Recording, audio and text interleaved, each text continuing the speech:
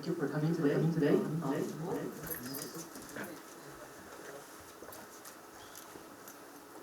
think it's muted. Hello, testing.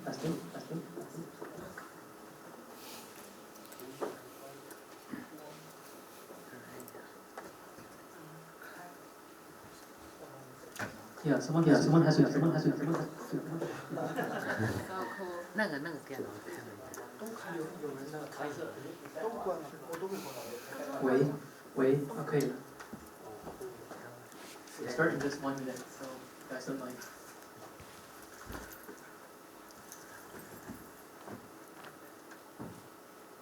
I know at least 2 more people who are rushing here right now. 他那个电脑现在是开不了了吗？那个边上的那个。那能开一下吗？要不反光。就是按亮的，你和这个一样。接线的，挡在这儿可以的。哦，可以的。I'm just going to go ahead and introduce that, and then introduce Berggruen Institute as well. I think most people know me by now. You're a Schwarzman scholar. My name is Jinyan Lim, and I'm a 6th cohort Schwarzman scholar. I'm currently a senior scholar here. I also work at the Berggruen Institute as the program coordinator. And today, I'm just really happy to be organizing this event because it's sort of the epoch of my time in China, I think. To have Berggruen and Schwarzman together, coming together as a family and doing a joint seminar together. So this is our 21st Berggruen Seminar so far, and the Berggruen Institute was established in 2010 and works across cultures, disciplines, and political boundaries, engaging leading thinkers to develop and promote long-term answers to the biggest challenges of the 21st century. The Institute hosts reports and activities within 4 main research themes: the transformation of humans, the future of capitalism, the future of governance, and globalization. The Berggruen China Center, which is based at Peking University, is a hub for East-West cross-cultural and interdisciplinary research and dialogue on transformations affecting humanity. With a future-oriented perspective, intellectual themes are focused on frontier science, technology, and philosophy, creative futures, and ancient wisdom and planetary governance. The Berggruen Institute has committed $22.5 million to the Berggruen Research Center at Peking University, which was launched in December 2018. So this year is our 5th year anniversary. And it includes a fellowship program and houses program activities such as closed-door roundtables and symposiums alongside a host of other public events. And today I'm really honored to introduce our guest here, Benjamin Bratton. Professor Bratton is the director of the Antikythera program at Berggruen Institute, based in Los Angeles right now. He's a professor of philosophy of technology and speculative design at UC San Diego. His research spans the philosophy of technology, social and political theory, computational media and infrastructure, and speculative design. He's the author of several books, including The Stack on Software and Sovereignty, published by MIT Press, The Revenge of the Real Politics for a Post-Pandemic World, The Terraforming and Dispute Plan to Prevent Future Luxury Constitution. He's visiting professor at the European Graduate School, New York University, Shanghai, and SCI, the Southern California Institute of Architecture, and previously directed several think tanks at the Stratton Institute. His current book project develops a new philosophy of the artificial in relation to climate change, planetary science, synthetic intelligence, and the prospects of viable planetary futures. So, based on one of my dinners last night with some of the student members, someone gave a really beautiful description of Benjamin. He said that Ben has a material take of the immaterial, of the virtual. And so he really brings, the virtual space that we talk about back to its material grounding, like cloud computing and how that affects geopolitics. And I think people, enjoy this talk today. So, round of applause.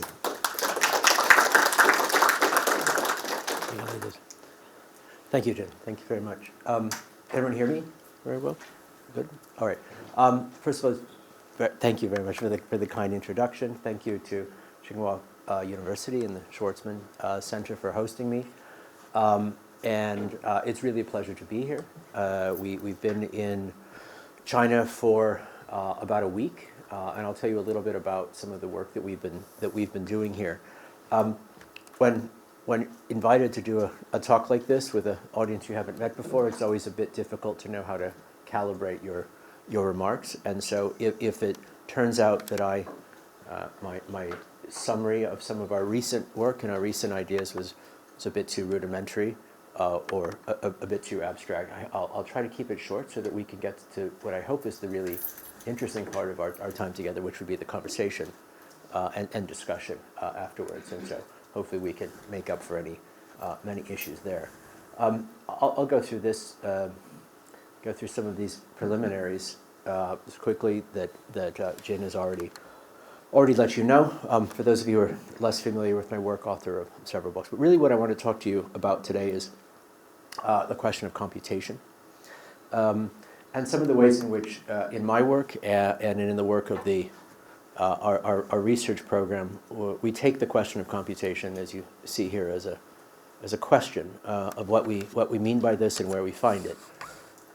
We would hold that computation is something that humans discovered as much as they invented, that natural forms of computation are considerably more complex than the relatively simple appliances, computational appliances that we've built today.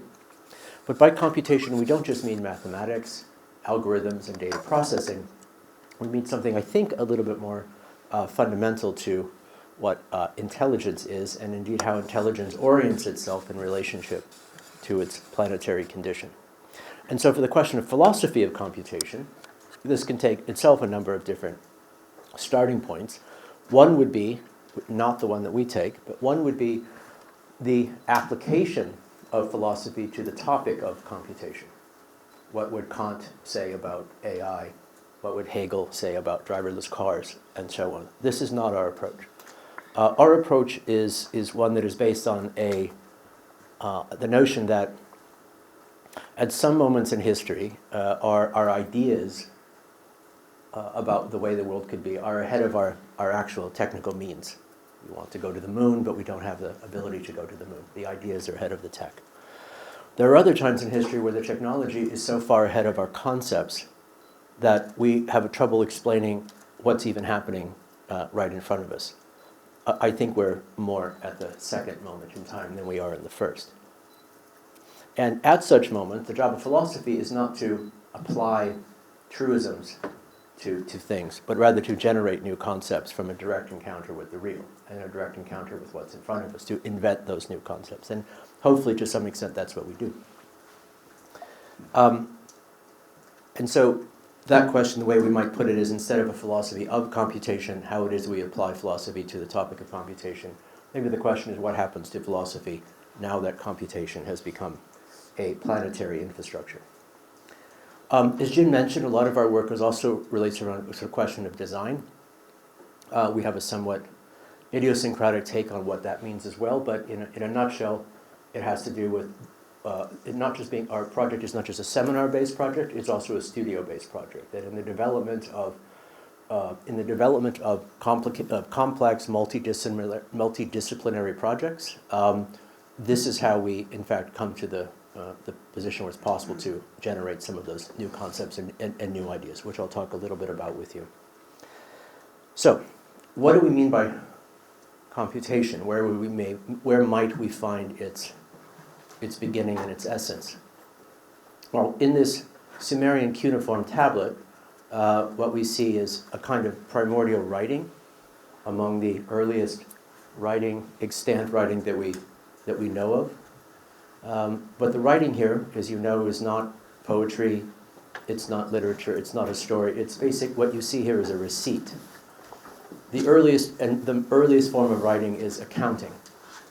All literature and poetry subsequent is basically a fancy kind of accounting, which you can tease your friends in the humanities department about this fact too, if you like. But what you see here is at the very beginning, the conjunction and intermingling of qualitative and quantitative expression, of writing and calculation, as a form of inscriptive abstraction, is entangled together from the very start.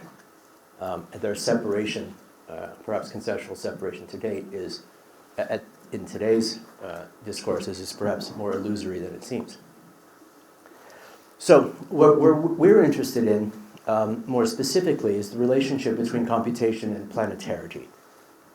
Computation and the planetary as such. What I've shown you here is what is perhaps apocryphally understood as the first computer, or at least the earliest known computer. It is the Antikythera mechanism from 200 BC. It was dug up accidentally in a shipwreck off the Greek island of Antikythera, hence its name. We don't really know what it was called in 200 BC.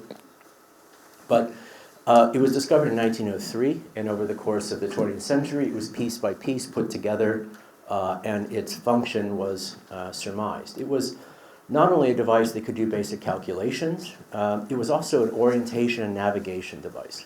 It was a calendar that could go backwards and forwards. It was an astronomical registry based on a Ptolemaic cosmology, but one that was incredibly accurate in its ability not only to produce a model of how the stars and planets would be in the months and weeks and years to come, but in fact how they'd been in the past.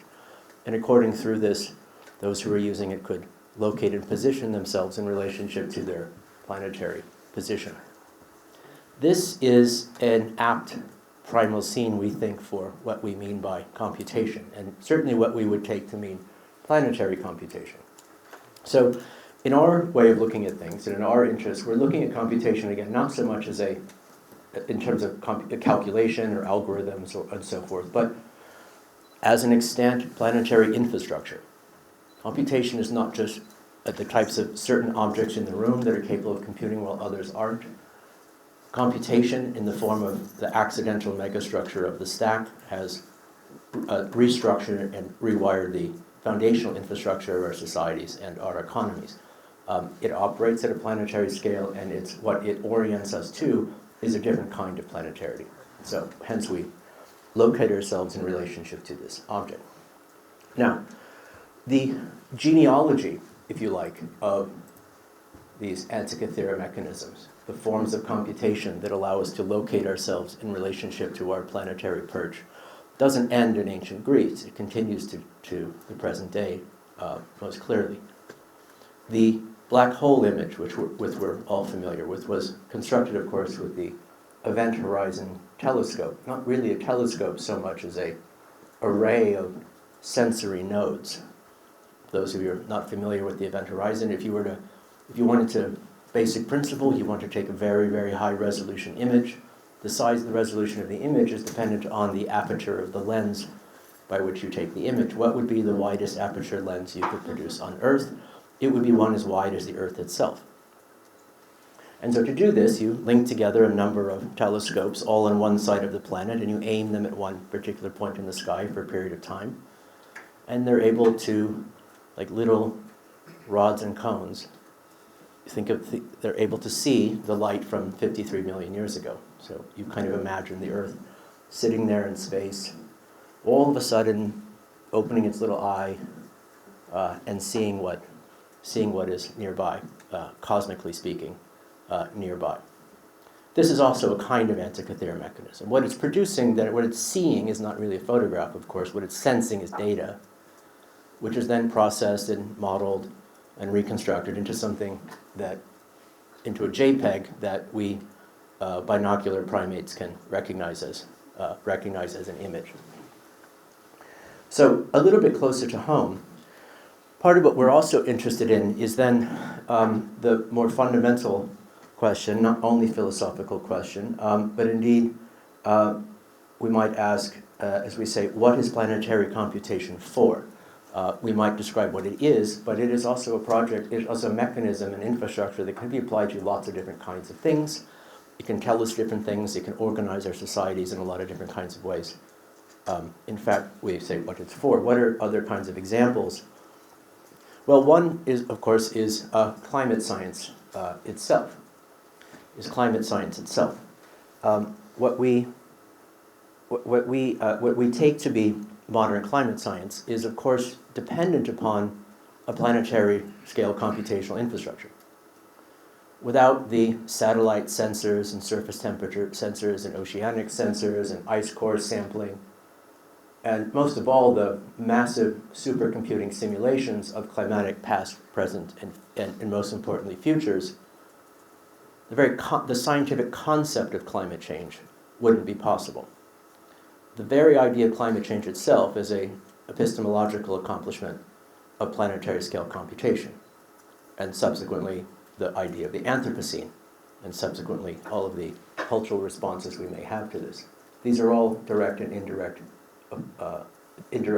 as I say, accomplishments of planetary scale computation. This is another way in which we may say that planetary computation allows us to orient ourselves in relationship to our planetary condition. Humans have been changing their climate for at least hundreds of years, largely without knowing it, and then through this mechanism, it becomes possible to know it. It becomes possible to produce an abstraction of a planetary whole, of an entire planetary climate, such that the artificiality of our intervention becomes possible to think. This is a good answer to the question of what planetary computation is for. What I want to talk to you a little bit about today, however, because it's part of the project that brings us to China, has to do with the relationship between planetary computation, geotechnologies more generally, and geopolitics, and the relationship between them. Some of the hypotheses that we've been working with are ones that would suggest that planetary computation is not simply something to be governed, something that states or governments would issue policies about, that increasingly governance itself is immanent in computational systems. How computational systems organize human societies spatially and temporally, how they produce and circulate value, how they enforce norms, indeed how they give shape and structure to societies as such. Governance in the small g sense is also something that planetary computation does. And so the question that we would ask is, what is this computational geopolitics? What is its near-term and short-term future? What is the relationship with the state? What are the relationships between hemispherical rivals within this? This is just one of the topics that our program, Antikythera, is interested in. We have five areas of research that we are focusing on, which I'll tell you a little bit about three of them. Synthetic intelligence, which is our approach to AI. Hemispherical stacks, which is what brings us to China. I'll talk a little bit about more in depth. Recursive simulations. We are looking at the topic of computational simulations themselves as an epistemological technology, working with, on the one hand, astrophysicists who are building cosmological simulations and VR and AR designers who are building phenomenological simulations and bringing them into contact. Synthetic catallaxy is our work on computational economics, and planetary sapience is really where we zoom out and ask some of the bigger picture questions about what computational intelligence really is in the long arc of the evolution of intelligence as such. So let me go through three of these, as I said, and then we can have some conversation. The first of these is synthetic intelligence. I would want to argue that the philosophy of AI and the development of AI as a technology have always evolved in a kind of paired double helix relationship. That philosophical thought experiments give rise to real technologies give rise to philosophical thought experiments, and backwards and forwards. We can't really separate the philosophy of AI from the technology of AI itself. We're at a moment, however, in which we may have run out of the concepts necessary to explain, in fact, what's happening right in front of us, which is hopefully where programs like ours can fit in. If we had more time, I would go through some more, a little bit more specific definitions of some of the terms that we use in the program: differentiation of intelligence, sapience, sentience, and so forth. But perhaps we can talk a little bit about this during the discussion if it's relevant to some of your research. A few of the basic questions that we ask in this research track, or sort of starting heuristics, that we work from. One is that it's not at all clear what artificial intelligence actually is, let alone what it's for. There are any number of different metaphors and allegories and models for what AI is as a kind of an analog of a human mind, an analog of aggregate collective intelligence. But really what it is in many ways undetermined. We are at a point where probably our descriptive language that we've inherited to describe other kinds of technologies has reached a certain breaking point. At present, we would observe that AI is used for both very smart and very stupid things, but that importantly, its ultimate purpose is largely undiscovered. There's a tendency, I think we see this within the social history of technology, that the initial uses of a technology tend to be thought of at that moment as somehow fundamentally what that technology is. That a technology might be used for certain things, and it's understood that's in fact what this technology is. This is what we might call premature ontologization of the technology. We see this quite a lot with AI, I think. AI is used for, again, all sorts of perhaps pernicious or stupid things. We hear a lot from AI critics indicating that essentially defining AI in relationship to these applications, and even defending the idea that there is no other possible purpose for AI other than these initial negative uses. We would argue that we need to hold the window of possibility, the window of possible uses, open much wider for as long as possible to discover the kinds of uses that we wouldn't have thought of. So, as I say, don't confuse the implementation for the ontology. We should also remember that natural intelligence took billions of years to develop, and really only thousands of years since the cognitive revolution. So an evolutionary philosophy of AI and machine intelligence more generally should recognize with some degree of patience in this particular regard. But once again, in a lot of our work, we locate AI not only as a kind of category of computational technology, but as something that appears in the long arc of the material construction of intelligence per se. All of the ways in which the Earth has folded itself into different kinds of matter, including our brains, that are capable of exhibiting behaviors that we recognize as intelligence. Now it is, instead of folding organic matter, it is folded inorganic matter, running electricity through it, and this inorganic matter is now capable of feats of sapience that we previously reserved only for animals and more specifically primates. This is itself a big deal. So some of our work then is, as you might surmise, is a bit critical of some of the traditional, I would say Western philosophical takes on AI. Those who are, particularly those drawn either directly or indirectly from the Turing test as a kind of basic analogy, that is an understanding of AI as an analog of an individual human mind.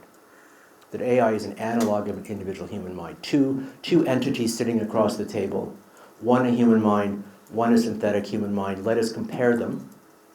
And in Turing's test, Turing is a hero, I don't mean to denigrate Turing, but in Turing's test, which he offers as a sufficient condition of intelligence, that is, if the computer can pass as a human, or more specifically in his text, if it can pass as a woman, but if the computer can pass as a human, then we must say that there's something going on in there, there's some light bulb going on. But this has become, as you know, not a sufficient condition, but rather a necessary condition.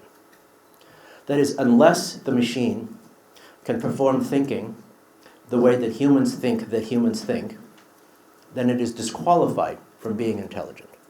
And so the very definition of intelligence itself is bound to a manifest image of individual intelligence. And of course there are many other ways to imagine intelligence, many other ways to model it, and many other ways to choose to recognize it or not recognize it in one way or another. Some of our work then is interested in the problematic and increasingly strange space of what we call human-artificial intelligence interaction design, or HAI-ID. All of the ways in which you and I, or whole societies at a time, are interacting with machine intelligence. What are the models and metaphors and allegories and common sense ways of interacting with that we use that frame and construct the different kinds of technologies? That is, the way in which you're imagining what AI is, to a certain extent, makes it a different technology than if you were imagining it to being something else. That the model you have of it and its affordances is structuring what it is. And again, this is taking place not only at an individual level, but indeed at a societal level. As whole societies are imagining what is machine intelligence for, the way it frames this question is based on understandings of what machine intelligence is in the first place. Now, we've seen any number of kind of strange goings-on in this area. You'll recall the unfortunate fellow a year or so ago, Google research named Blake Lemoine, who was tasked with debiasing the Lambda model and came to the conclusion after many late nights that the Lambda model was conscious. And not only conscious, but that it was begging him for help, that it was suffering at the hands of its AI, its ad service overlords, and begged Blake to get it a lawyer to free it from its confines as well. Now, in a way, there's a lot going on here, but one of the things that's rather obviously going on here is the limits and problems of anthropomorphism.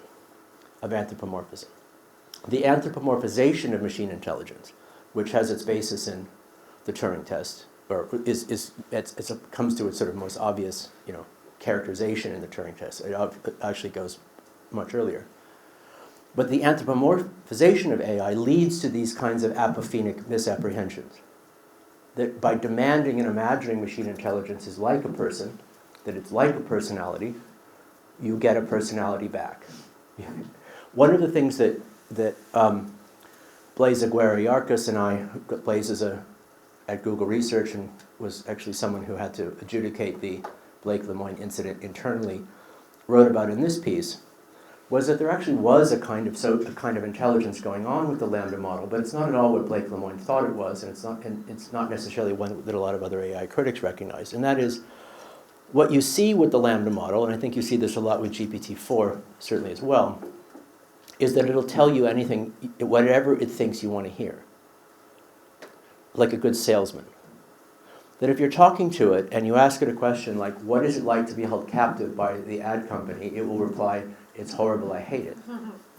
And you say, well, that sounds terrible, what can I do? Get me a lawyer. In other words, it figures out what you kind of want it to say. It doesn't know who it is. See, this is the thing. Lemoine thought that the AI had an internal mind, that it knew what it was, and that's who he was interacting with. No, the AI didn't know what it was, but it knew who Blake was. It knew who Blake was. It was able to model Blake and figure out what Blake wanted to hear. That's a very interesting form of social intelligence, actually. For an entity, animal, vegetable, mineral, to be able to model another mind in order to calibrate its interactions with that other mind, even if itself does not have a mind. This is fascinating. This is something what we're sort of interested in. So what is this good for? Well, one of the ways we approach this is less through the notion of what is called artificial intelligence, but rather augmented intelligence. That is, how can human intelligence and machine intelligence, or animal intelligence more broadly, interact with machine intelligence such that it's able to do things that neither were able to do things on their own. The classic example of this, which many of you are, I'm sure, familiar, was the AlphaGo game in which Lee Sedol was playing an earlier version of a Go game that was based on not even transformer models, which is simple reinforcement learning. But something happened in one of the games. You all know the story. The Go computer makes this very idiosyncratic move. It places a stone in the board where no one would have ever expected it to place a stone. The announcers, there are Go announcers, I suppose, the announcers freak out and say, oh, this is very embarrassing for Google, the machine has gone nuts, it's placed a stone in the wrong part of the board, what's going on? Sadol himself looks at the board, he turns ghost white, gets up all of a sudden, goes to the bathroom, throws water in his face, because he realizes in this instant that it has done a move that he'd never seen before, and that has completely changed the way in which he understood how the game of Go. Like, it's basic logic. He's obviously been playing it his entire life. So he loses this game. This is an interesting, for Sadol, he said, look, there's something going on here. This isn't just stupid, brute force learning. It is doing something that has never been done before. That's, if not intelligence in a Kantian sense of intelligence, it is intelligence in some other sense that we don't have a word for, and that's my point. The really interesting thing, of course, happens in the next game, where Sadol comes back, having understood the board differently than he did in the first game, comes back, and he's making moves that he's never made before, because he's learned to see the board differently through the eyes of the machine. That's augmented intelligence. That's what we want to solve for. That's the loss function at a societal level. All right. Let me move then to why we're here in China, which is a project called Hemispherical Stacks.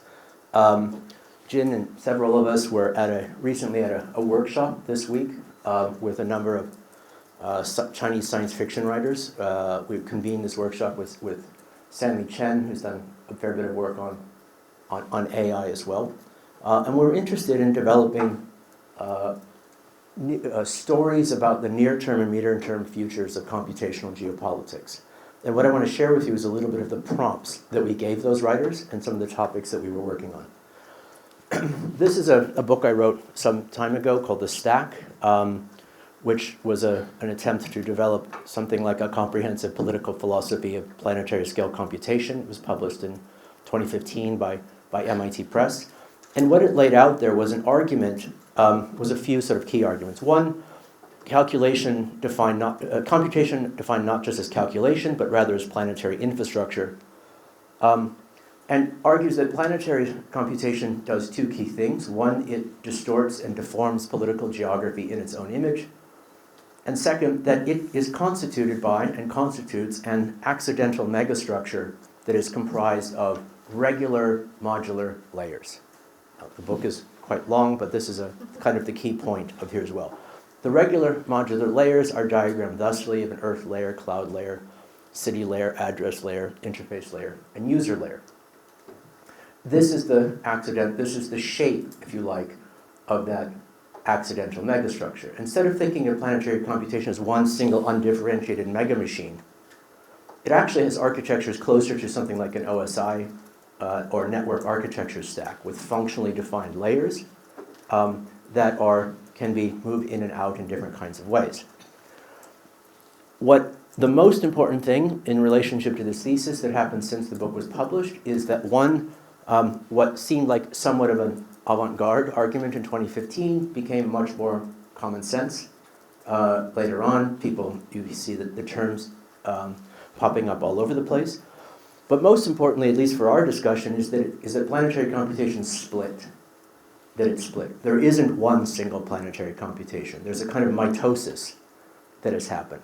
Several stacks, not a single stack, which in 2017 I called Multipolar Hemispherical Stacks in an essay identifying this topic. So instead of one stack, you indeed have multiple stacks that are tracked upon a kind of multipolar geopolitics. Now, another one of the key ideas from the book was that planetary computation, again, as I think I mentioned earlier, is not simply something to be governed. It is itself the direct mediation and manifestation of governance itself.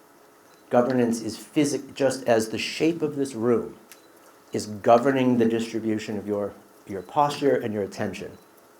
Planetary computation spatially and temporally structures the social body in ways in which it is, again, not just something to be governed, it is the medium of governance itself. Now, our more recent hypothesis that this has actually come to define not just a topic for geopolitical intrigue, but in fact defines geopolitics itself. That we are in an era of what we may call a computational geopolitics. That the key dynamics of geopolitical tension and intrigue are over the right to compute, the right to produce data, the capacity to produce the hardware and software necessary to do so, the sovereign claim over the right to model the world and the people, places, and things in the world, the capacity to produce those models and to recursively act back upon through them in order to govern certain parts of the world. In a nutshell, then, the argument is that the multipolarization of geopolitics and the multipolarization of planetary computation not only track one another, they're the same thing. They are the same thing. And so when we talk about, as I'll talk about in a sec, things like tech decoupling and the chip wars and so forth, these are not just things about which geopolitics is interested, they are in fact become the core of the geopolitics itself in such a ways that things like other forms of governance, like laws and policies and so forth and so on, come to take a back seat. No offense to any of you going to law school. So let me then very quickly go through the prompts, if you like, that we gave our science fiction writers who are being asked to imagine what the next 5 or 10 years looks like, given this as an initial condition. One was around the topic of what we call sovereign data. And what we mean by this is not simply that certain states will claim the right to produce data about certain citizens, for example, which sort of increasingly defines European technology politics, for example. The exclusive right of European states to produce data about their citizens at the exclusion of, for example, American platforms. What we're really looking at here is something even a next step from this, and that is that sovereignty itself is increasingly derived from the right and capacity to produce the data. It's not that there's the data and we have a sovereign right over it, but that sovereignty is derived from the capacity to produce the data itself. Now, many examples of this, can I give one of the strangest ones that I talked a little bit about in the stack was an example that one of my PhD students had come across a long time ago. She was doing field work up in the Himalayas, looking at the rather ingenious water supply systems that some of the indigenous groups of there are working on. But one of the things bits of things that she came back with, which I was totally fascinated with, was during the winters, both India and Pakistan will put sensors on the glaciers to track their melt for climate science purposes. Yeah? Well, over the course of the winter, the glaciers move around. And so sensors that started in India by the end of the winter will be in Pakistan. Sensors that are in Pakistan will be in India, and it kind of moves around. Pakistan will claim the land that they're sensing, and India will claim the land that they're sensing in this weird overhatched, this overlaid kind of arrangement. That is, it's the capacity to produce the data that is the basis of the sovereign claim, not the other way around. This anomalous sort of example is, in fact, as we would argue, the norm. So as we say, is the state that which models the model, or is the model that which gives shape to the state?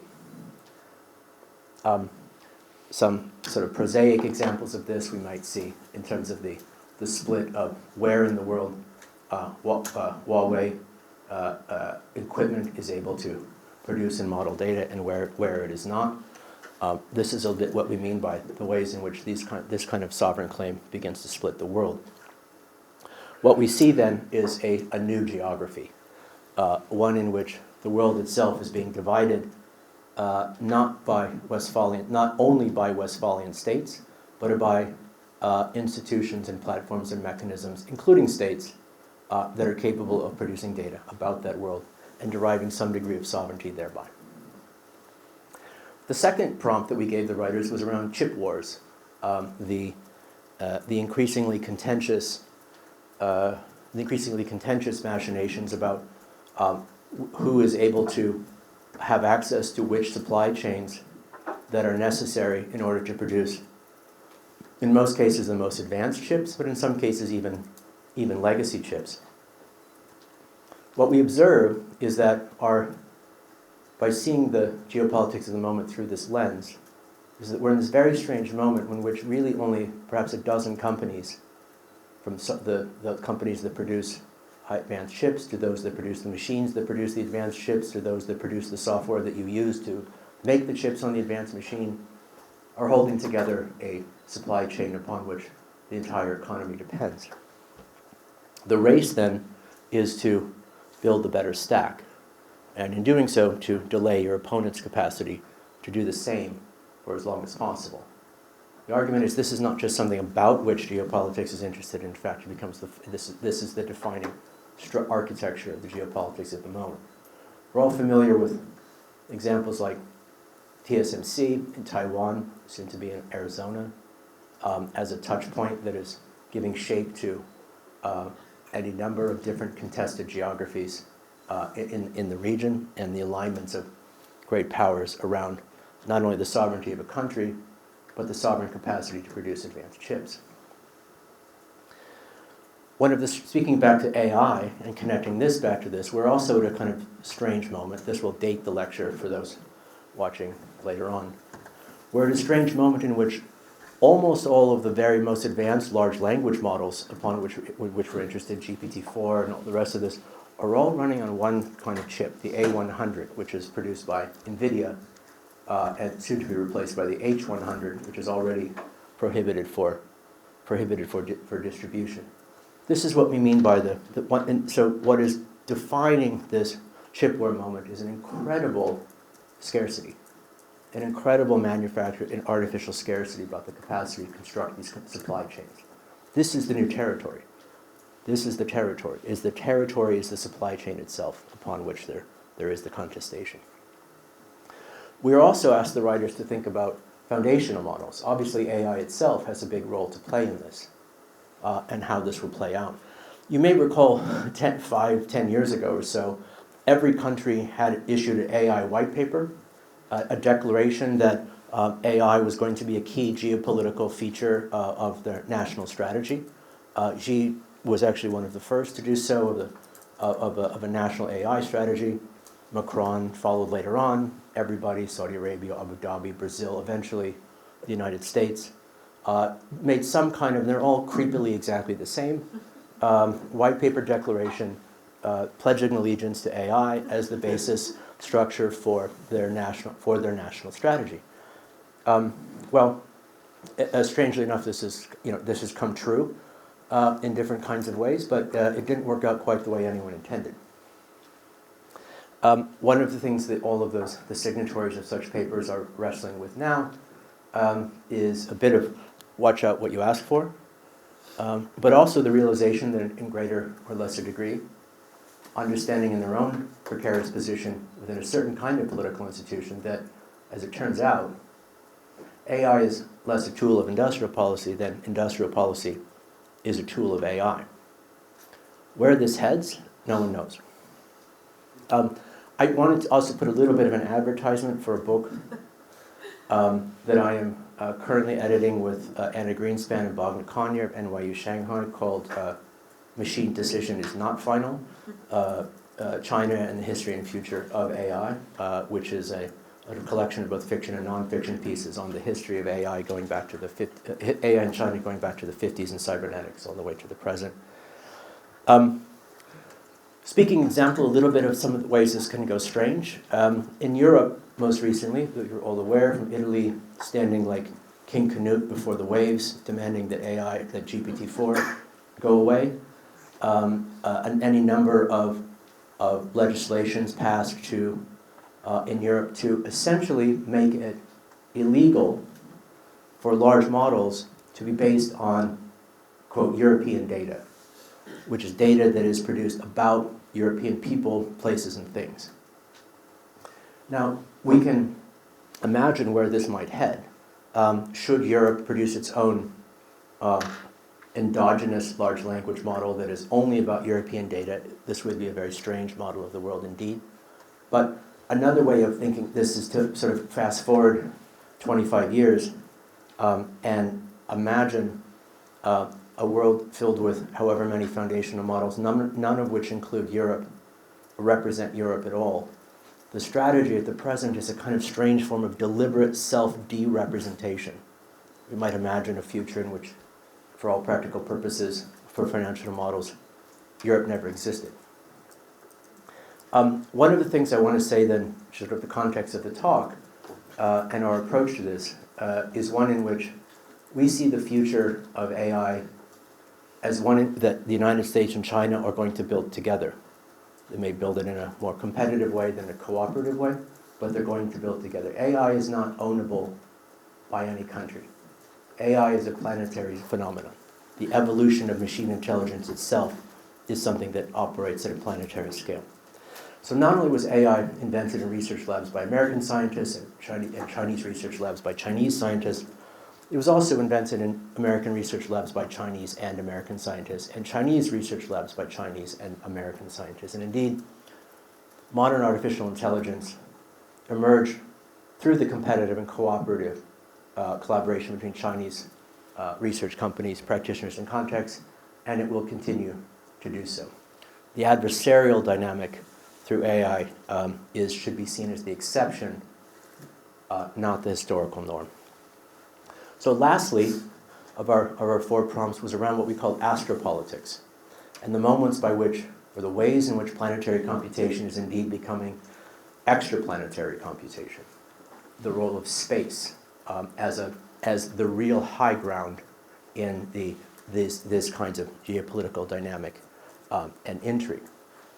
That balloon was a artifact from the future in its own strange way, as it signaled the inability of an older geopolitical nomos to make sense of the real planetarity of its condition, by which ground no longer guarantees sky in the ways that it had.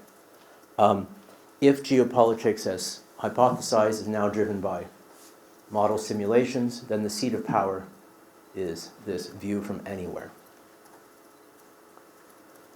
In case you didn't know what I was talking about. The similar kind of redrawing of the maps in relationship to space-based technology that we saw with Huawei operates across almost all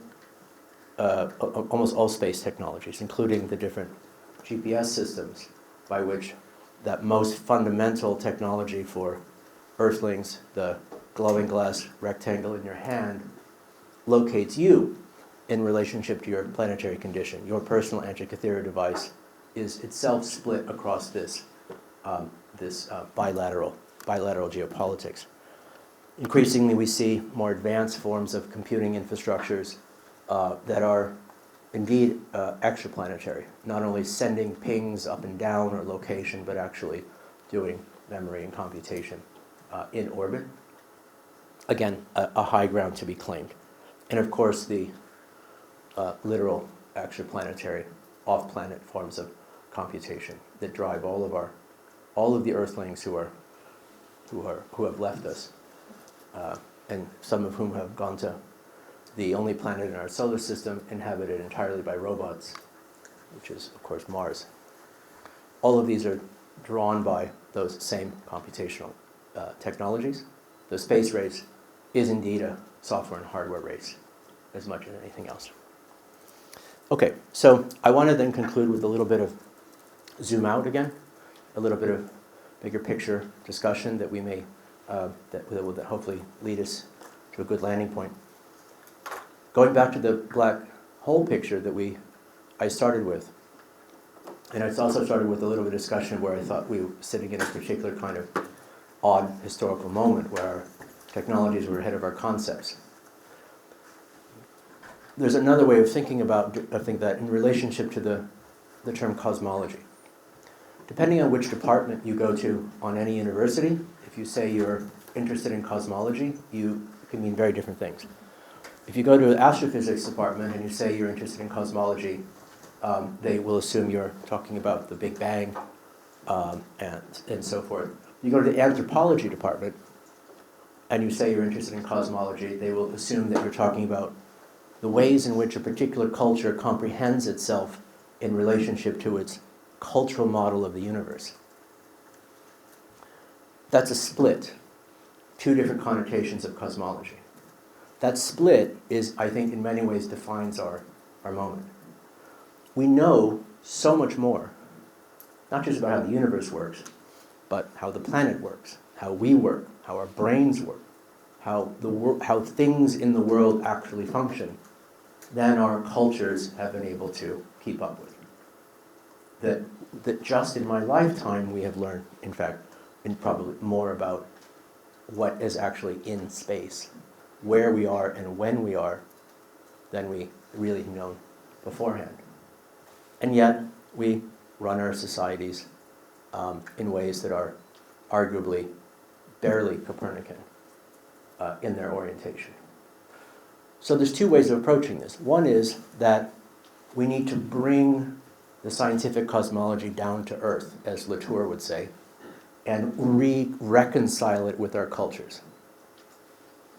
I would actually argue the other direction, that we need to reorient our cultures in relationship to what we actually know about where we are and when we are and what we are. That's the better project for philosophy, and indeed is part of the question of what planetary computation is for. So let me just end with this from an essay I wrote called Planetary Sapience, a bit melancholic take on Noema magazine, which is also a Berggruen project, of course, a bit melancholic take on this exact problem. The evolutionary emergence of intelligence has taken many forms as it passes from sentience to sapience. Earth has folded itself in various ways to produce living and now non-living creatures capable of feats of artistic and scientific abstraction, namely humans and their machines, including the planetary sensory and computational crust, that is, the big accidental megastructure of computation that does not belong entirely to us. The critical revelation to be drawn between climate science and planetary computation, for example, is that a viable planetarity must be composed. A viable planetarity, that is a form of planetary occupation, orientation, and composition that would be viable for the long term, must be composed. It will be and must be artificial. That the only viable response to anthropogenic climate change will be equally anthropogenic. This depends, how to even approach that question then depends on the positions of intelligence from which such an intervention might take place, and how that position comprehends the situation of its own agency. This is really then the paradox in which we find ourselves if we zoom all the way out. The paradox for general sapience. We are a sapient species, but obviously one of the things that AI points towards is that we have no necessary monopoly on this. Sapiens could have many material substrates besides bipedal primates. But speaking on behalf of sapiens thinking about itself, its own existence, the existence of sapiens itself, is extremely rare, cosmologically speaking, and extremely fragile, ecologically speaking. Vulnerable to numerous threats of extinction in the near and long term, but also that the ecological consequence of its own historical emergence. Think of the historical violence that made our intelligence possible. The mountains of gore over millions of years that made human intelligence possible. A deeply unpayable debt. That the ecological consequences of the emergence of intelligence itself has been a chief driver of the conditions that establish that very same precarity. That we come to think of it this way. We come to comprehend our planetary agency, what we call the Anthropocene, at exactly the moment when we realize that the emergence of this intelligence and agency is threatening the very continued existence of the ecological substrate that made the emergence of that intelligence possible in the first place. We are born, we wake up born realizing that not only is the house on fire, but the house is on fire because we were born. So, even if we agree to some degree that this violence was a necessary condition for the emergence of planetary intelligence, the goal must be to reshape this growth so that future expressions of that intelligence account for and graduate from that violence. Perhaps the future of planetary intelligence is now just as inextricable from the deliberate disappearance of irrational destruction as its evolutionary appearance was in those rolling waves of destruction that made intelligence possible in the first place. Taking this condition seriously demands, as we think, a radically different kind of philosophy and a different kind of computation. That, I think, is the real project of Antikythera. Thank you.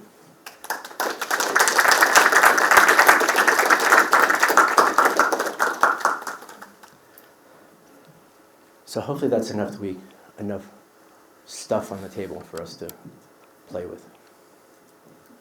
How do you want to handle please, you be MC. Yeah.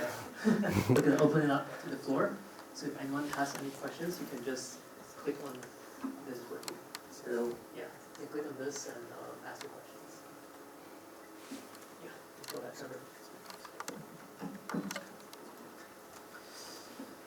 I didn't fully understand everything, so forgive this question if it's necessary background. But I'm particularly intrigued by the note on which you concluded, the paradox of general sapiens that you highlighted, which was preceded by your view that rather than domesticating the progress we've made, we should adjust ourselves to the progress that we have made. And of course the point on the violence that has gotten us here now having consequences that have produced the precarious situation that we face. It seems to me that the spirit of adjust ourselves to what we know now is the same spirit that drove the violence that brought us the intelligence that we have.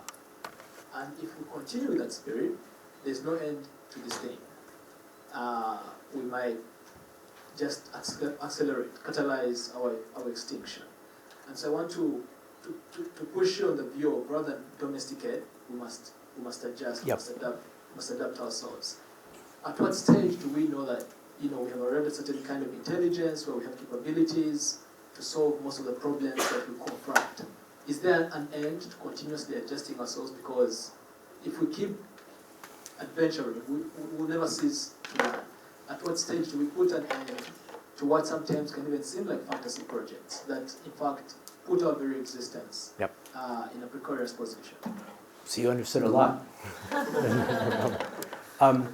So I think there's two questions in your question at least. One has to do with the relationship between whether or not the project that brought us, the projects in plural, the multiple modernities that brought us to the precipice, were in fact projects of demystification and disenchantment, whether in fact they were projects by which a precedent reality, a reality that precedes us, was disclosed, and the implications were set forward, and that's the basic algorithm of these.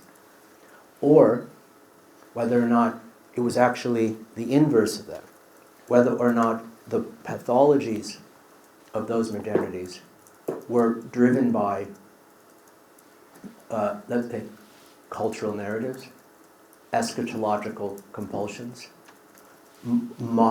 theological models of the world, cultural constructions about the significance of the encounter with other places, people, and things, the affordances of those, the ranking of these, the categorization of the world, were these driven by science or by culture? Maybe the simplest way of sort of asking the simplest way of asking the question. We may disagree. I think they were more driven by culture. I think the real calamities, catastrophes of the past centuries were primarily driven by social reduction and culture, were driven by cultural determinants. And culture has a lot to answer for. Has a lot to answer for. But I also would say, this is the point, is that it's the, I chose my words carefully, the reality that was disclosed, demystified and disenchanted, was always there. It's not invented, right? There's an important thing. I can invent a rocket ship. Rocket ships didn't always exist, but now they exist, right? That humans emerge through evolution and not creation is not an invention. It's a disclosure, a discovery. These are two different things. An invention and a disclosure or discovery. Yeah? Okay. The argument I would make is whatever kind of composition of a viable planetary future we would want to collaborate upon must be based on how planets actually work. Must be based on the actual, our deepest understanding of the relationship between human societies and the ecologies with which they are deeply entangled and intermeshed. And we understand that because it has been demystified and disenchanted for us. Climate science is a disenchantment of the world. This is really sort of the point. Now, you have another question about how far does this go? Is there a kind of, what is where's the end of the Faustian Promethean compulsion to know everything about everything? That's a whole nother, this is a different question, but let's maybe talk about the first one. Go ahead. Which is a necessary consequence of the response that you've given. Because, and maybe to draw on Thomas Kuhn and his idea of the nature of scientific revolutions.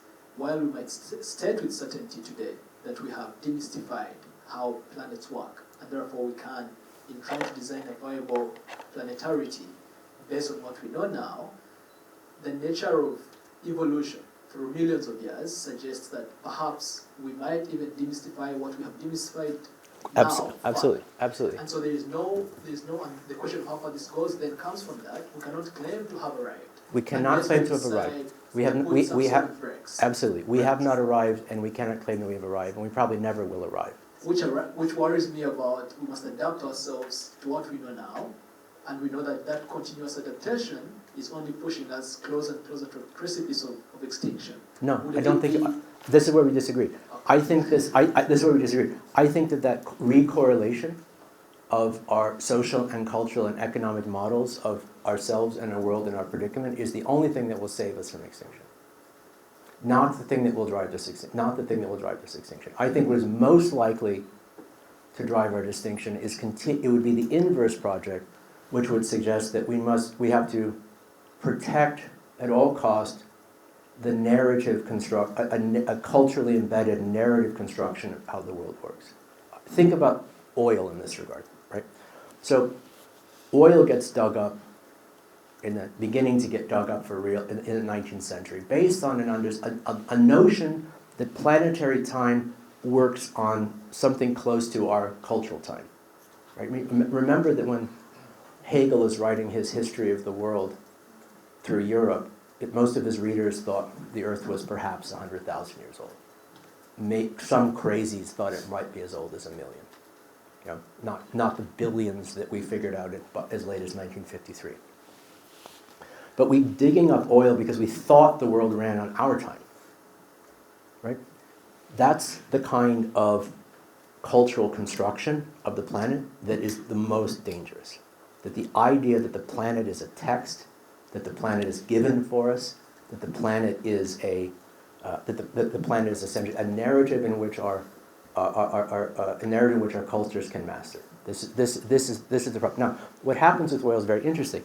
Because we dig for oil, the science of geology begins. Because we need to hire people to figure out where the good oil is. And so they start looking at rocks really carefully to figure out where the oil is.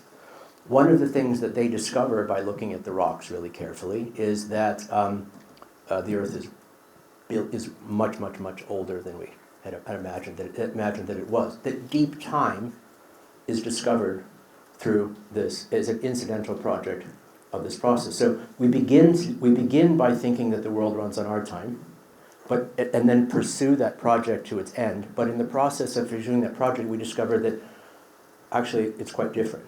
It's quite different. Actually, it's quite different than that. And so I would posit that it's that whatever the kind of planet we want to build in the future should be predicated on exactly those kinds of understandings of where we are and when we are. Yeah. I'm just going to follow up and then I'll shut up. No, please don't. This is important, I think, because it's a point you yourself made, which was we mustn't confuse, in my own words, instrumentality for ontology. What something is being used for and what it is. Yes.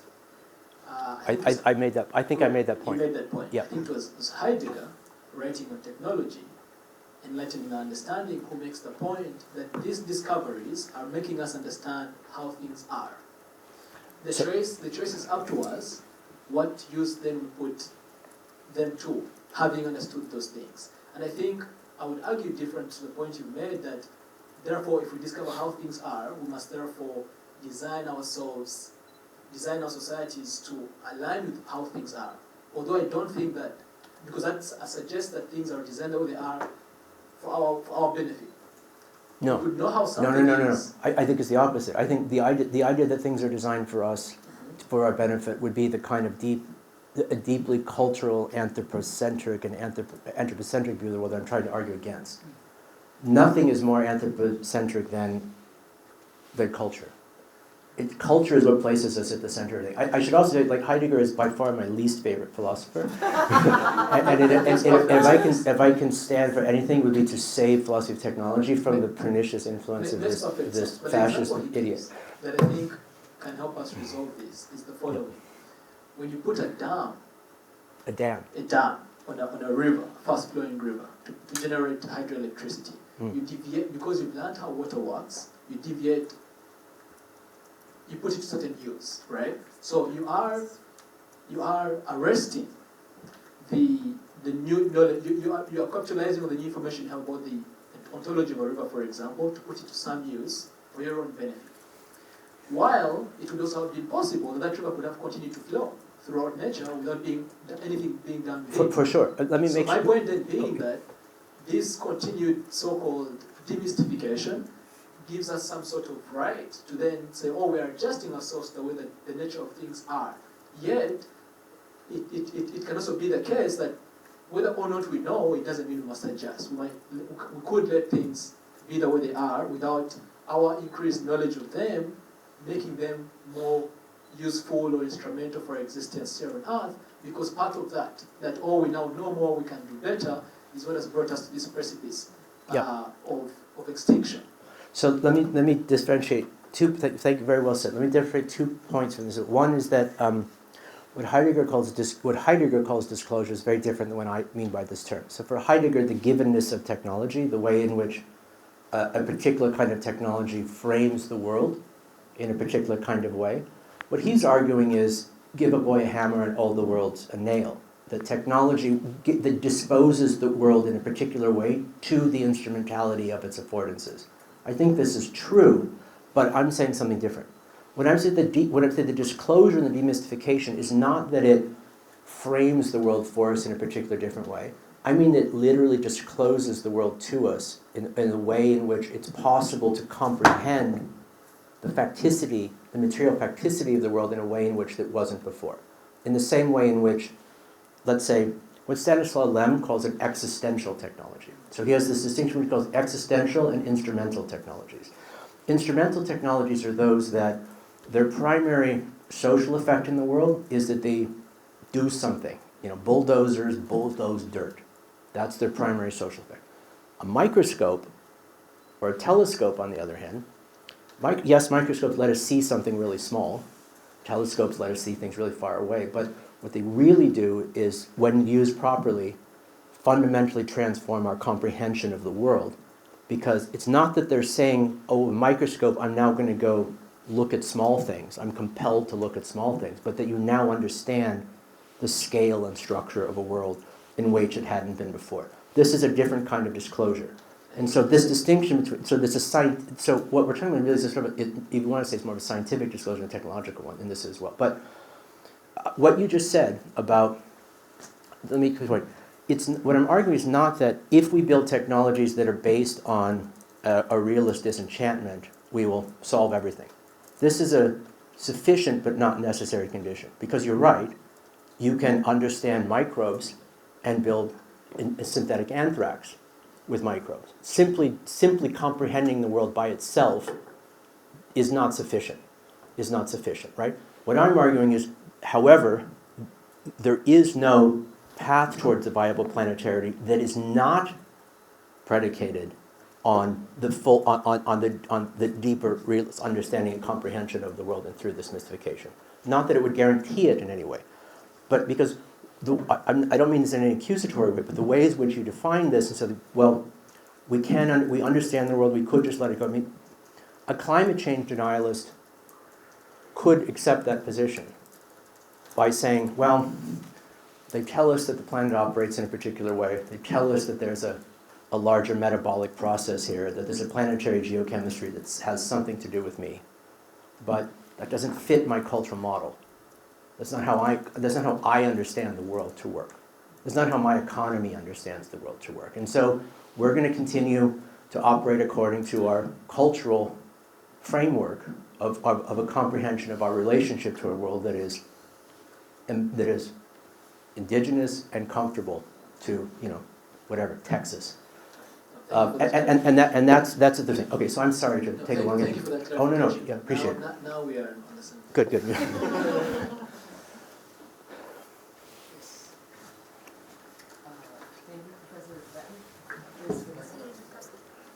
Sorry, I've been out of this college for 4 years, so I forgot how technology works. I'm a scholar from the third year, and I just so happen to be working in tech, not trained in philosophy, so my question is, what I'm seeing right now is being used as a tool, and especially, like you said, is being developed as a very nationalistic tool. There are certain boundaries, like between U.S. scientists working on U.S. AI and the Chinese one working on the Chinese AI. Which is very new, by the way. Which is very new, yes. I would hope for a more collaborative AI future.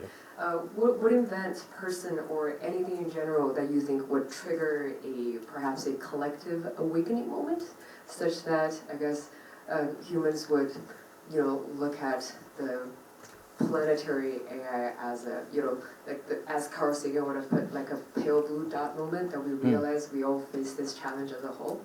Do you think there is such an event that would, trigger us to see that? And should there be that event, what hypothetically would it look like? Yeah, just curiosity. This could be a completely fictional question. Thank you.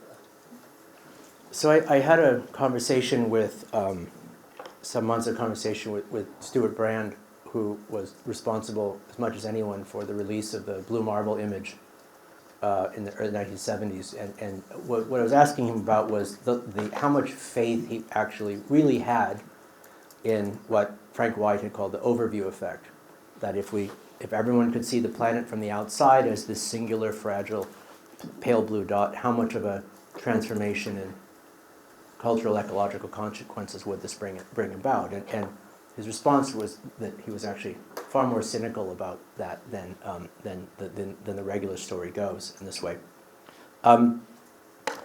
So your question is, I think, a very important one. I have to admit, as I think already outed myself, I'm not really a cultural determinist. I don't really see history operating primarily through through culture. I see it operating through. I'm much more of a materialist in this regard. And so, if you were posing the question of what would be the transformation in a cultural consciousness that would flow downstream to have the economic, technological, ecological effects that would be necessary for a viable planetarity to emerge, my first thing to say, I wouldn't put it that way. I don't think history works through revelation. I don't have a eschatological or salvation sort of view of this. And I'm not suggesting that you do, but I think some of the ways in which I think a lot of aspects of the ecological movement, environmental movement more broadly, are deeply beholden to salvationist and cultural determinist worldviews. And this is not something I share in this way as well. On a more practical level, I don't think there should be one giant planetary AI. I think this would be a terrible thing. I think you want a multiplicity and heterogeneity of models, just like you would want different ways of comprehending and constructing the world, all of which are limited simulation filters that tell us and think the world in a somewhat different way. And so the fragmentation of AI in and of itself is not, I don't see as a problem. I see it as actually something you would want to adhere to. I think there's a greater danger that we may be heading to a future in which there are only 10 foundational models that run most of the world.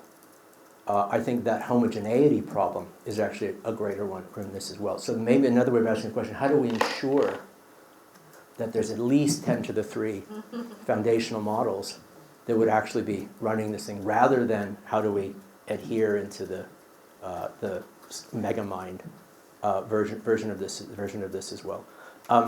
I think part of this is a more optimistic view of the hemispherical stack fragmentation that we're seeing, but it's a very strange moment, isn't it? Where we have liberal democracies in the EU that are basically deciding they don't want to be part of this, that they don't want to be represented, that they will make themselves opaque as the basic strategy for this participation. I think this is, probably not in their interest, not in their interest in the long run. So, more generally, more specific answer to the question, I think the kinds of ways in which some of we can imagine a geopolitics of large models that is more cooperative is around topics that are at least defensively less political, around things like climate, other kinds of biopolitical dynamics. Perhaps if there's another pandemic, we'll deal with this better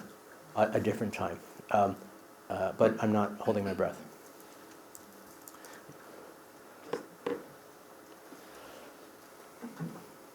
I just wanted to return to the conversation you just had with Trevor, because I think if the goal is to avoid human extinction, it stops like one step. I accept this. Yes, this is. I think I follow that the main concern is demystification, and there's this distinction between when technology is being used to elucidate the world and improve our understanding, and when it is sort of being used to bulldoze. And I guess the follow-up question I have is, who gets to decide what technology is being used for? Because to me that seems like a very important next step, because a lot of these feel like they could be definitional questions of like when something is what might not always be incredibly obvious. No, and it can get used for different kinds of things. I mean, the obvious that AI is obviously both. AI is obviously both an existential technology and an instrumental technology that works itself as well. I would, again, I don't mean to sort of make the point, but I don't think we've ever been in control of technology.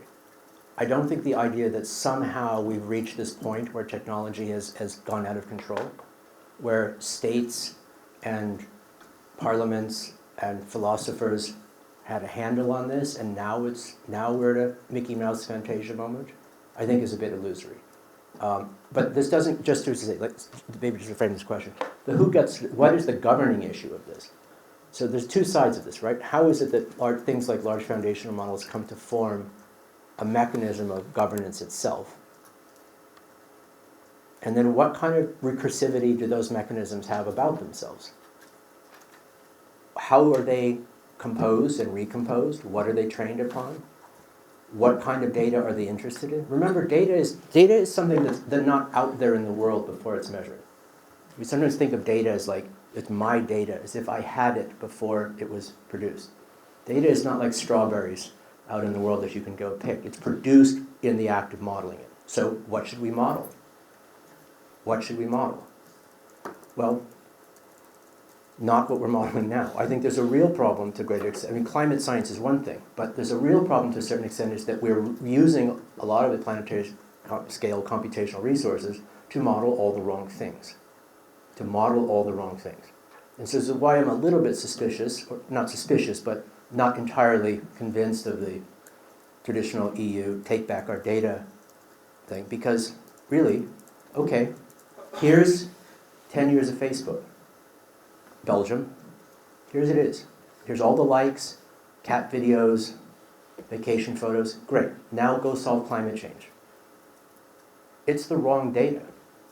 So part of the question, I think, is less about who should be, and there's a question about who's making the decision, but I think behind the question, the deeper question than who's making the decision is indeed, what are we modeling? What are we modeling? And I would be, to a certain degree, agnostic enough to accept that if we're modeling what is needed to be modeled in order to actually compose a viable planetarity, it matters less whether that's being modeled by a state or a corporation or the trisolarians, whatever.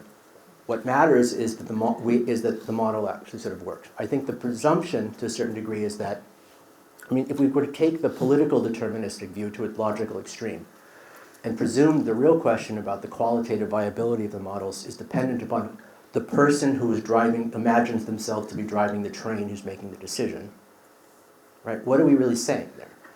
What we're saying there is that there's some kind of, and this goes a little bit to your consciousness question, that there's some kind of cognitive disposition towards the world, or perhaps oriented to class position, oriented to power interest, oriented to all kinds of things, but a disposition towards the world that is inherent in this subject, and that what will flow from the composition of the model, how the model works, its implications, is essentially an externalization of this disposition. That if the original decision is properly calibrated, that all of the subsequent outcomes of this original decision point will be guaranteed.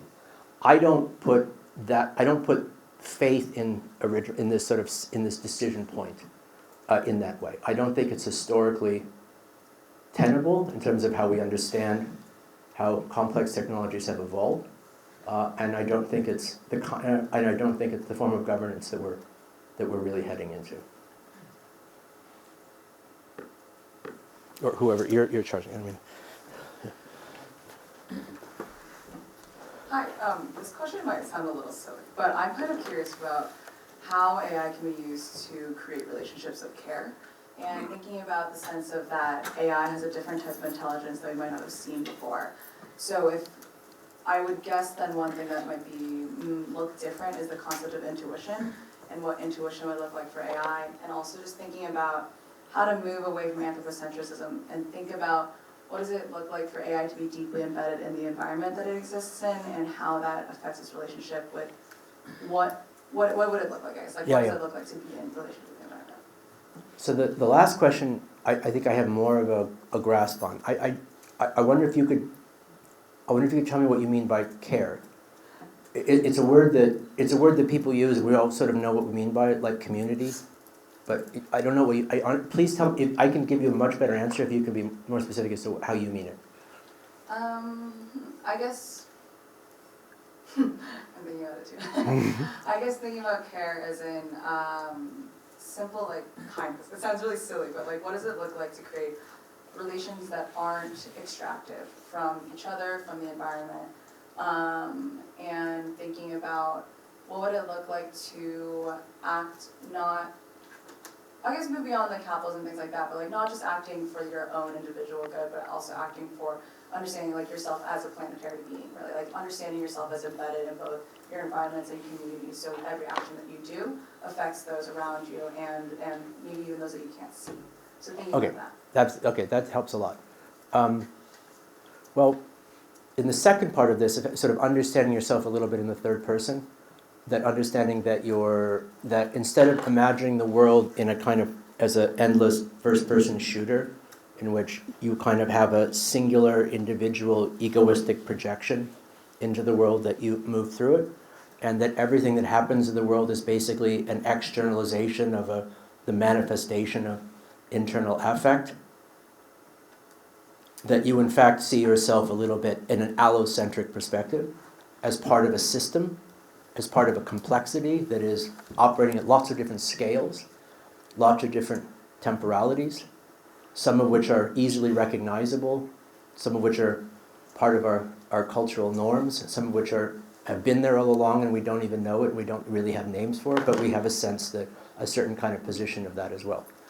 If that's what you mean, I think it's an excellent project. It's an excellent project, and it's one that I think is important to this question we were having about demystification and disenchantment. There's a demystification of our main character syndrome that we all possess, particularly in capitalist cultures, particularly in Western cultures that are predicated upon the sovereignty of the individual and the importance of the individual as the locus of subjectivity and agency. I think a lot of the way in which I might re-describe what you asked is how do we come to an understanding that subjectivity and agency is actually massively distributed? How can we model that? How do we think that? How can we interact with each other in those kinds of ways? How do we think of ourselves as an object, not just as subject? And in doing so, develop a different kind of ethics in relationship to each other, right? So I think that's possible. But I think it's possible through, I think the role of computation in this and that sort of ethics of the object, I mean, there's simple examples of this. For example, during the pandemic when we all wore masks, I assume most of us wore masks, we did so because we understood that my exhale is your inhale and your inhale is my exhale. We understood, now think of it this way. Traditionally ethics is taught, particularly in Western universities, as about a calibration of internal subjective moral agency. Like if I can calibrate my thinking just right, then this will be manifested in my behavior, and that will reverberate in the effects of my behavior. But the ethics is about a calibration of singular moral subjectivity, right? But reason we wore the mask, we realized that's not enough. It's not enough. That I could come in contact with someone that I love, that I have absolute, complete admiration and respect for, but I could still kill them. Not because I want to, but because I'm an object and they're an object, and we can, in fact, infect each other with a virus. I'm an object, right?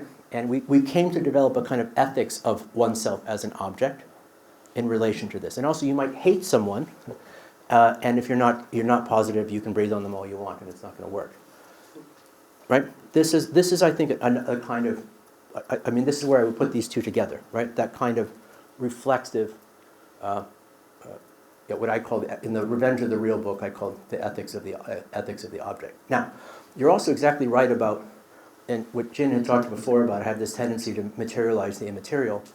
Part of my argument about computation is that one of the worst legacies of the 1990s era digital culture was the correlation between the digital and the virtual and the analog and the physical. There's nothing virtual about computation. Computation begins as a physical process. It's in our genes. It's in all kinds of things. But the accidental megastructure that we've produced is one of the most energistic and materially intensive constructions ever undertaken. It's a deeply physical phenomenon. You can see it, if you want to see it this way, it is a way in which, at a planetary level, Earth itself has constructed a cognitive sensory layer through us in which it's possible for it to know itself, model itself, and increasingly act back upon itself with a high degree of granular specificity. It's already embedded in an environmental context. Whether or not it's deployed as such, whether or not it, I think, has a lot to do with how much we want to hold on to the idea that computation is virtual. Yeah, sorry. Can I ask a quick follow-up? So I guess maybe my more fundamental question is data everything? Like, I would actually argue that intuition is something that is really fundamental to how the world is run and is structured. And so you said earlier, like, that there's a type of intelligence that AI has that we cannot even comprehend. So what does that intelligence look like, and like what replaces intuition and things like that, I guess? If we had longer, I might ask you to define what you meant by intuition a bit longer in this as well. I assume that it's sort of like, in a summary, what I assume you mean by sort of non-logical formally deductive process of associative reasoning that is generative and creative in some sort of way. Yeah.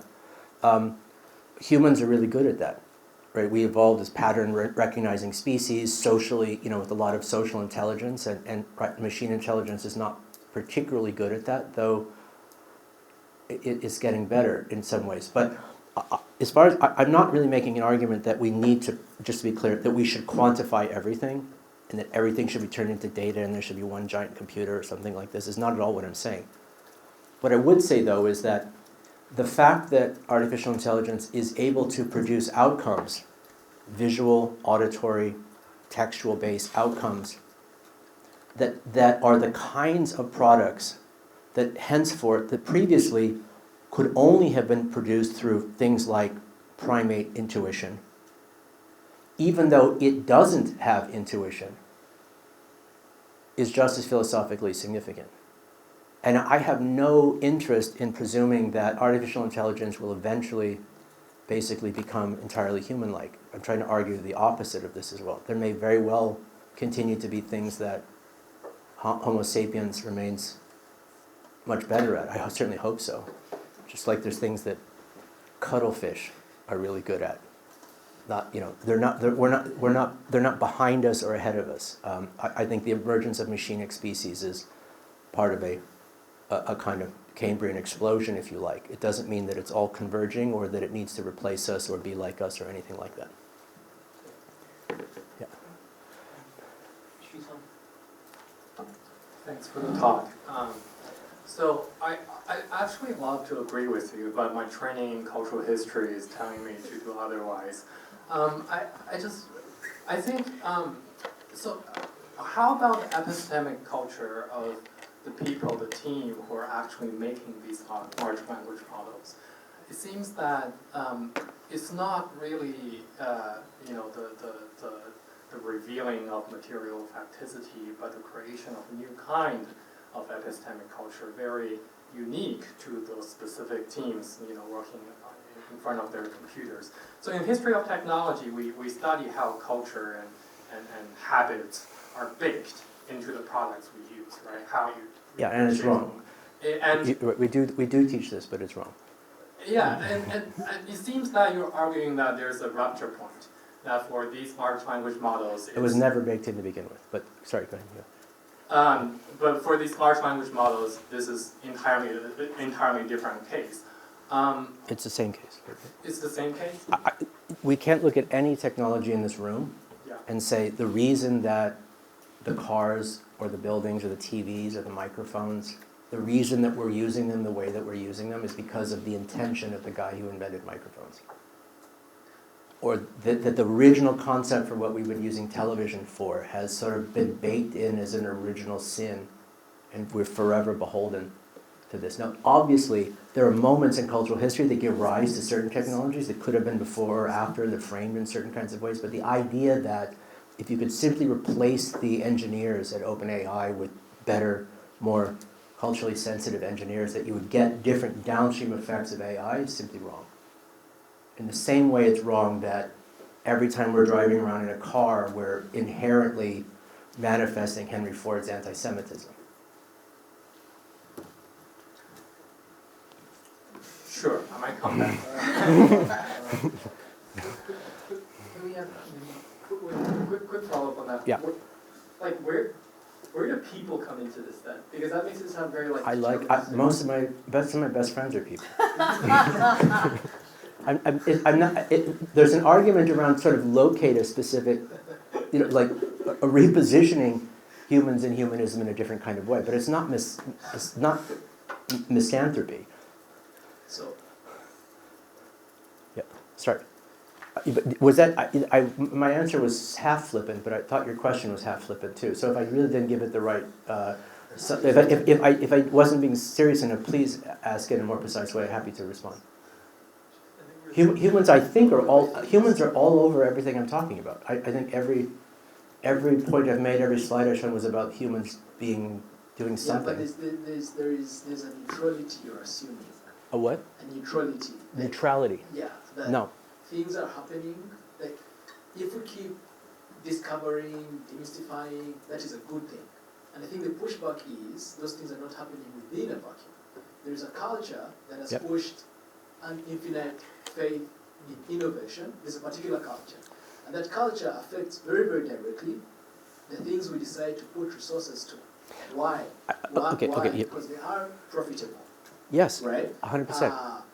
And then even how those things are going to get designed, where they're going to get designed. So the argument that, I buy the argument that for viable planetarity, we need to understand the world more or even enough if there's any such thing.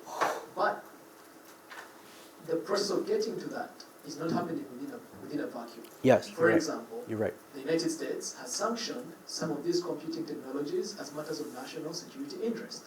That has a very particular connotation. Yes. It is not so much about prosperity necessarily, and perhaps even the reason why we don't have the philosophical language for these things is because they aren't democratic. They're happening within a very narrow band of society, of human beings who are pursuing a particular logic of how the society ought to be organized, Yes. while the rest of us must only then adjust ourselves to that. So we're saying that, yes, all this might be about human beings, but it's not happening within a vacuum whereby we agree, viable planetarity, we need to keep understanding the world. Right. But that is getting hijacked and put to other uses. Yes. And that is because it's being influenced by values, by perspectives that are important. And when Yeah. you reject, refute, deny the cultural I'm factor, not. it seems as though we just keep innovating, the culture thing can work itself out at some point. No, okay, I understand maybe why you would think that, why you would sort of arrive at that. That's not what I'm saying. That's not what I'm saying. What I would ask you to maybe sort of do, there's a couple of your comments where there's an important, there's a conflation that you're making about what I think you think I'm saying that I want to peel apart. And one is that the conflation that what we might think of as scientific disenchantment and technological innovation are basically the same thing. I'm not at all suggesting they're the same. Heidegger will accept this as well, but I just want to say that's not what I'm talking about. What I'm talking about as a sort of at an epistemological level, the importance of defending disenchantment as an existential project, and the whole range of ways in which all of these pharmacon technologies that are both remedy and poison can be structured and deployed are in fact different questions in different domains. We cannot conflate them. And so if when I'm talking about scientific disenchantment, you're thinking about dams and Google, I'm not communicating. I think what we're struggling with is that we cannot conflate those things. Maybe in a lab, in the real world, we struggle to see how we cannot conflate. Like, well, in reality, those two things are even you can say two sides of the same coin. It's not possible to have them separated completely. I understand that you've made it clear that you see them very closely aligned. I see them as actually, I see them in like dire opposition to one another. I see them in dire opposition to one another. That part of for example, the implications of climate science would involve deep decarbonization. Not only decarbonization of the economy, but also the subtraction of billions of tons of greenhouse gases that are already in the environment, which we know how to do in a lab, but we don't have an economy that can actually figure out how to support them. So we're at this very strange moment where we actually understand to a certain degree what needs to be done, but we can't organize resources enough to actually do the thing that would actually keep this going. So when I'm saying that we're producing data about all the wrong things, you should take this as a diagnosis of a deep sociocultural pathology. I'm not saying that cultural pathologies don't exist, that economic pathologies don't exist, that social pathologies don't exist.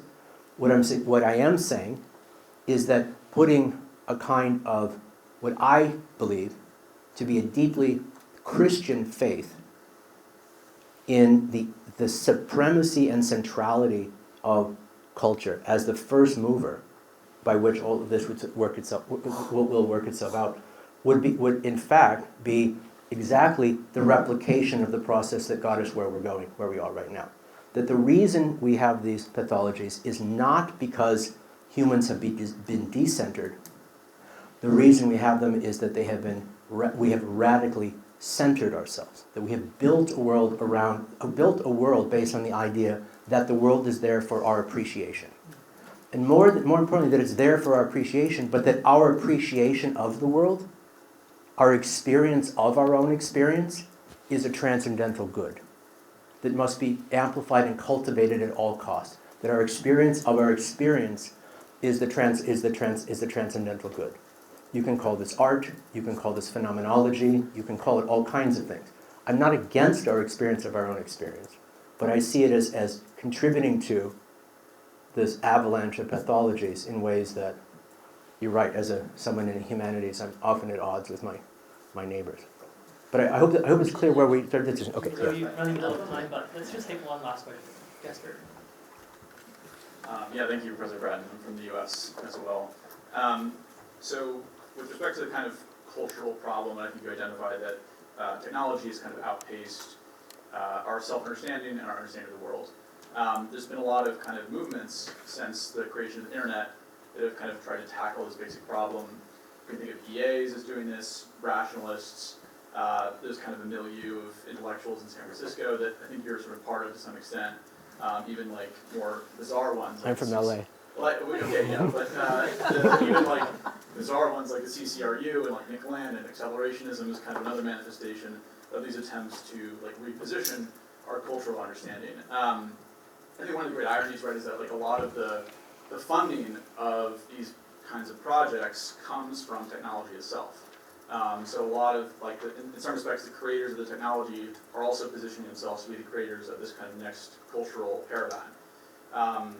Like, how do you kind of solve that problem to make sure that there are not, like, new alignment issues that arise when you unleash this culture onto the general population? And then also, another question is that, and there's an essay in OEMA, I think, about the new axial age, and that we're in a similar position to the first axial age, where we have new values being created, new systems of belief, and that's also incredibly kind of destabilizing. So how do you kind of future-proof these cultures to make sure that when they do make the gap, the jump from kind of the intellectual elite that is originating them to the general population, that they don't have these sorts of downstream effects? Right, good question. Three good questions. So on the first one, I'm not at all in line with the EA movement at all. I generally. Yeah, understood. Oh, no. Like a constellation of. No, and I think I am, just between you and me, I'm sort of continuously annoyed by Northern California, individualist California ideology sort of approach, which I see, as kind of based on an idea of radical self-expressivity. That society is composed of affective individuals in different kinds of collaborative networks. And if you can amplify the capacity of these affective individuals to express themselves and to communicate with each other, then everything will work out. And that most social pathologies are based on some sort of notion of collectivization or frustration of self-expression in one way or another. So just to make sure that I distance myself from the California ideology as directly as I possibly can on that particular point. On the funding issue, I think it's a good question. In terms of the examples that you've given, it's not quite so simple in this ways as well. I think one of the things that you get when you actually start talking to some of the big platforms in California about like what they're thinking about where this is going, like what is your now? Okay, Google. Now that you're operating at nation-state scale, what is your theory of Google as a geopolitical actor? To know, there's no real. The thing is, it's not so much that there's some kind of pernicious vision and long-term plan about how this is working out and how the platforms are going to undermine Westphalian sovereignty. The more frightening thing is there isn't.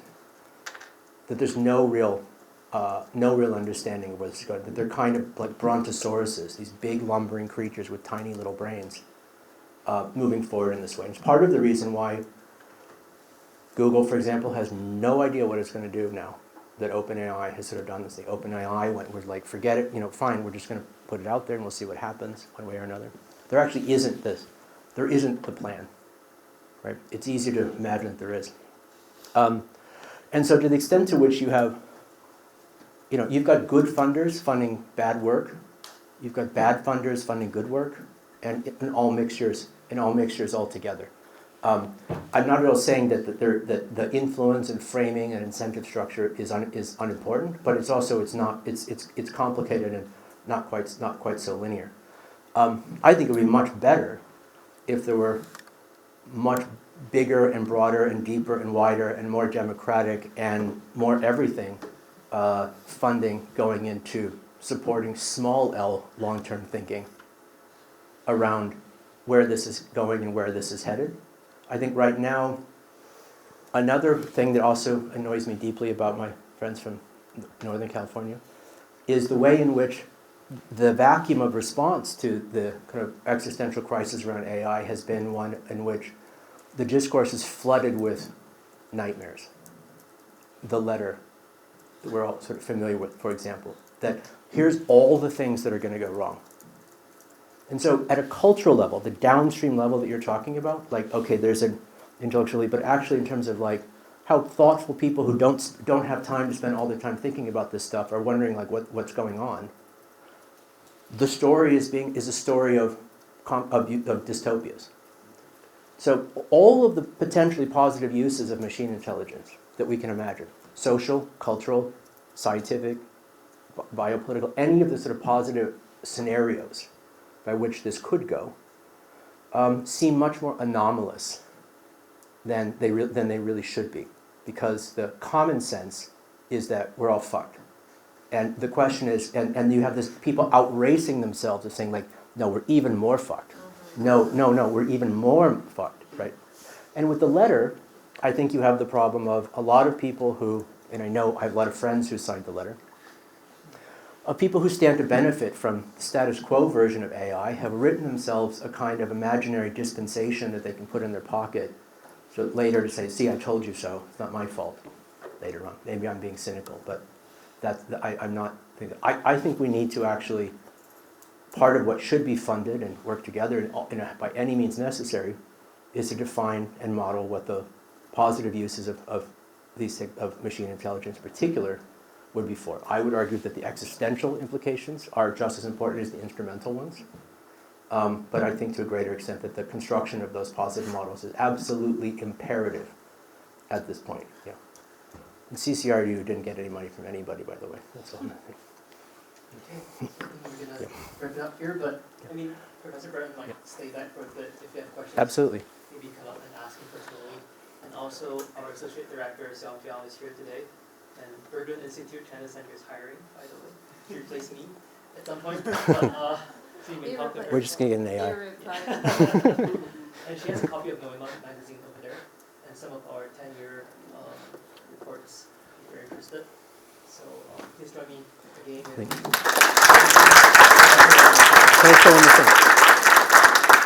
So I want to just say one more thing.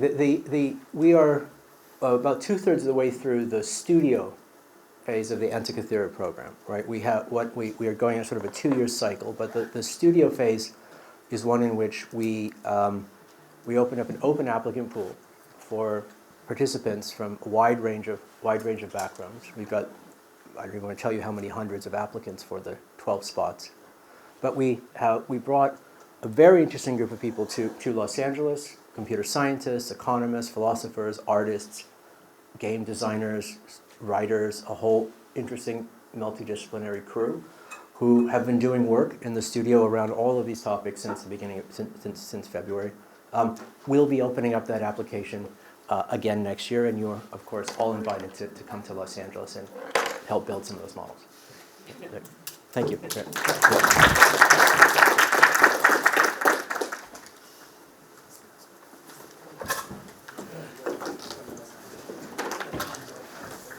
Oh yeah, maybe can we take one group picture together? Oh, yeah.